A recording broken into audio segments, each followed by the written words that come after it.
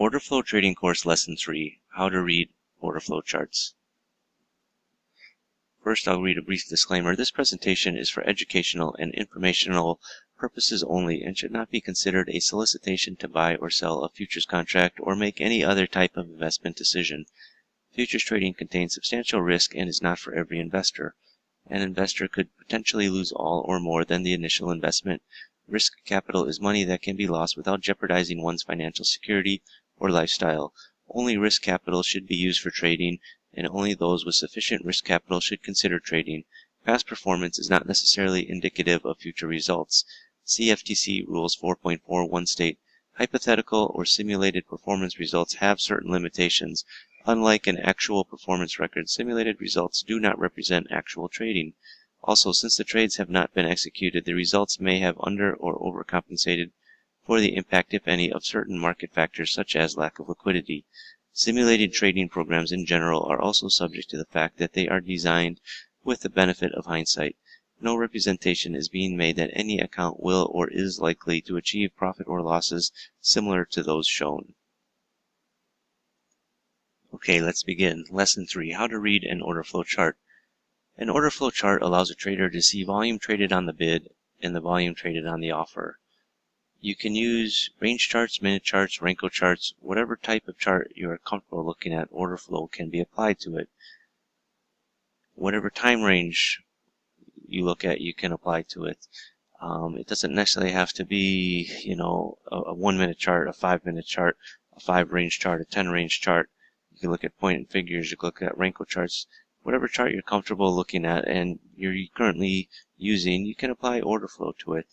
That said, the chart should be on an intraday basis. Looking at an order flow chart on a daily basis is kind of, I don't say useless, but I haven't found any value in it. You want to see the order flow as it's coming in.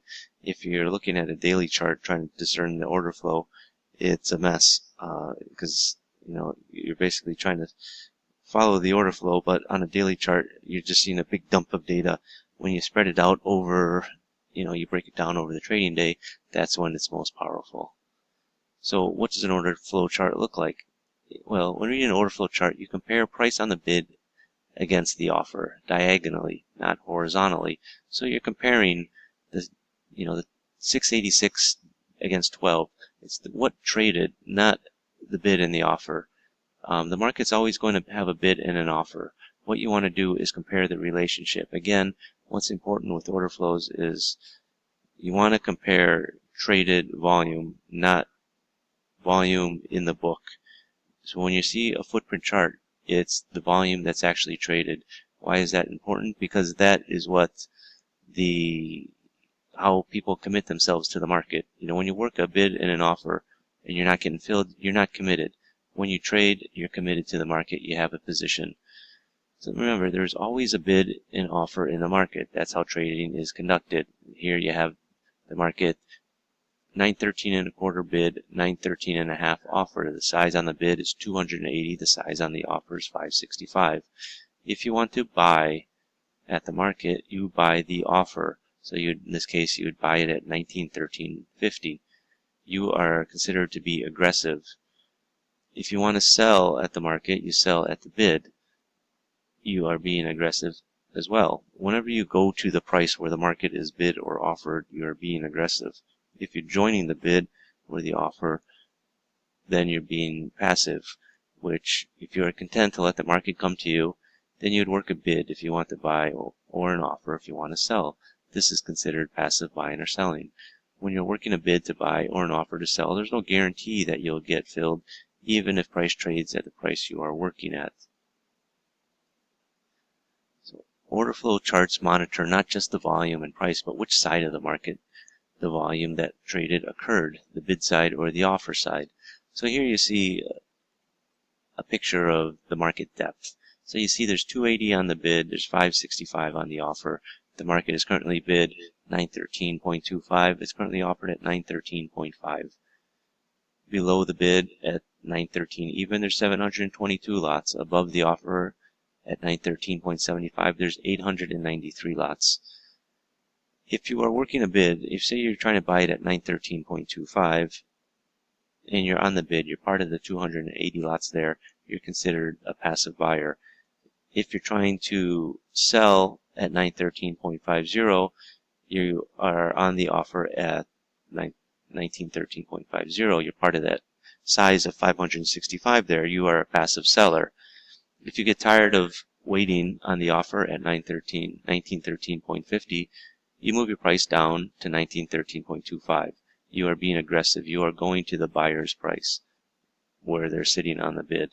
So the guy that's sitting on the bid, he's passive, but you moving your price down from 1913.5 down to 1913.25, you're being aggressive. You're the aggressor.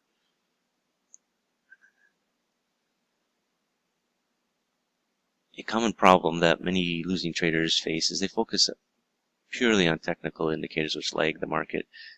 Indicators are derived off of price and are based on what the market did in the past. Consistently profitable traders don't lag the market. They don't get into the trend at the end of the move. They get in at the beginning of new trends.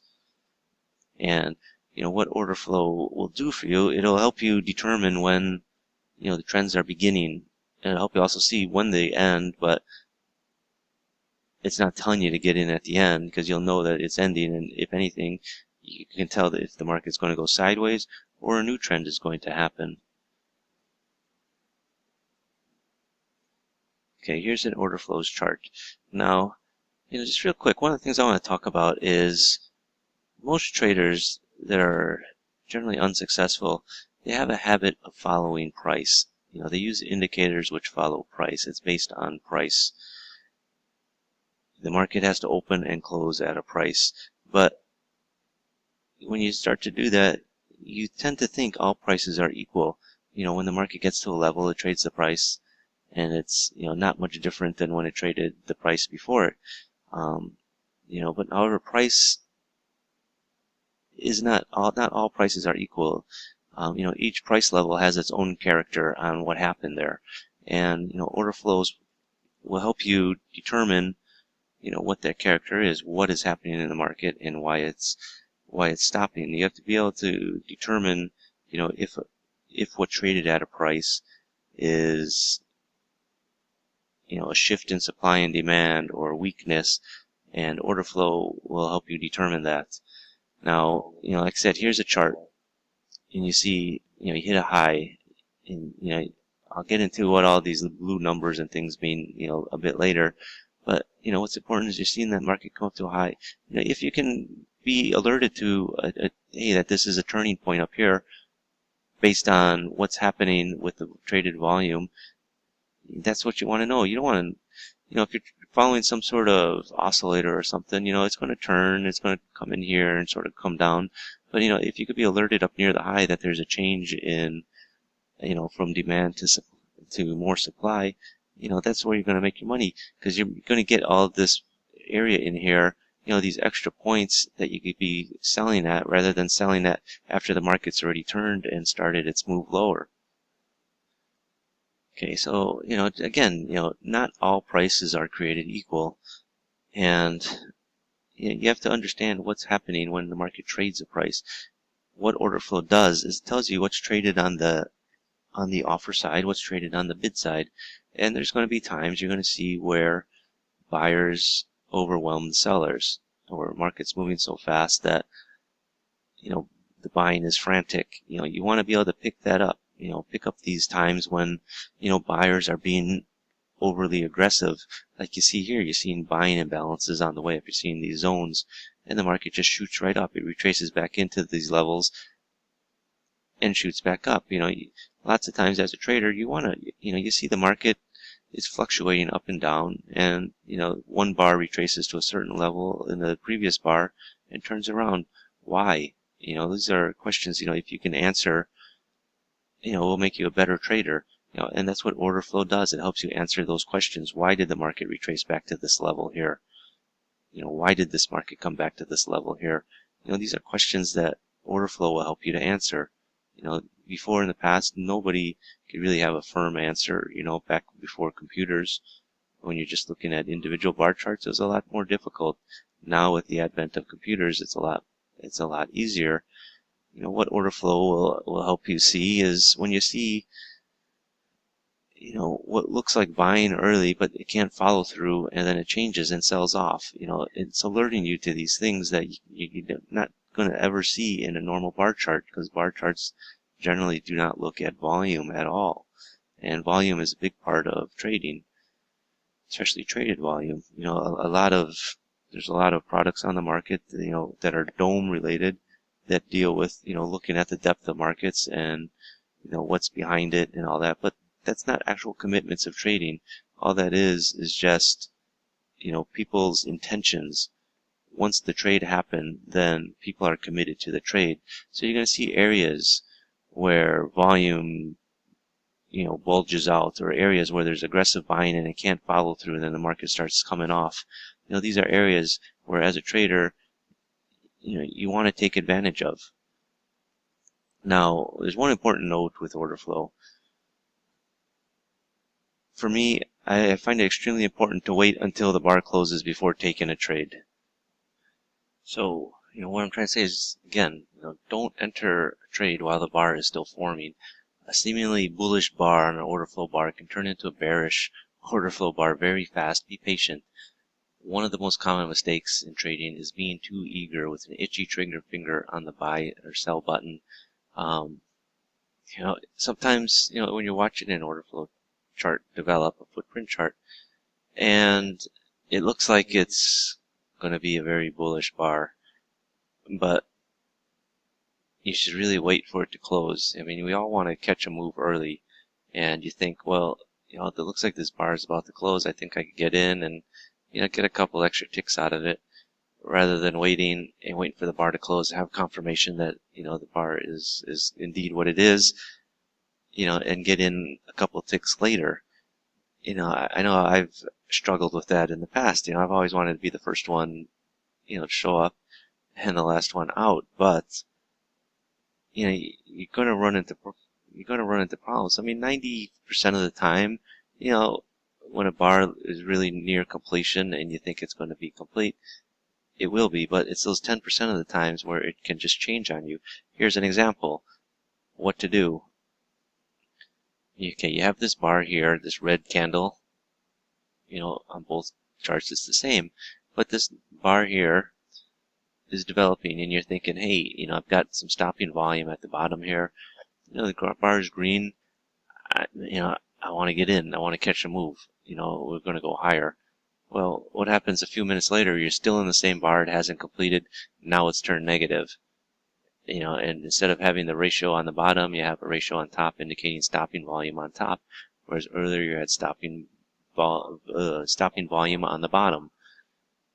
And what happened? This is how the bar ended up. The bar sold off, opened up the next bar, and sold off another 2 or 3 points. So, that's the end of lesson 3. In the next lesson, I'll explain the terms used with order flow. So by then, you should be able to understand, the charts a lot easier when you hear me talking about the charts and using certain terms. But, just to go back a second here, I just want to spend a little bit more time and talk about the order flows chart. What you're looking at, right, it's a footprint chart. It's a footprint of what traded. 3 lots traded on the bid here against 122 when it was offered there. 174 against 265, 150 against 816. Now the bar can move up and down. Like I said just now, wait for the bar to close before determining if it's an up bar or a down bar. Because, the bar can go up and down, up and down, up and down over, a period of time, because that's what the market does. It trades, it facilitates trade. So the market is going to go up and down. Eventually it's going to end, on one end or the other.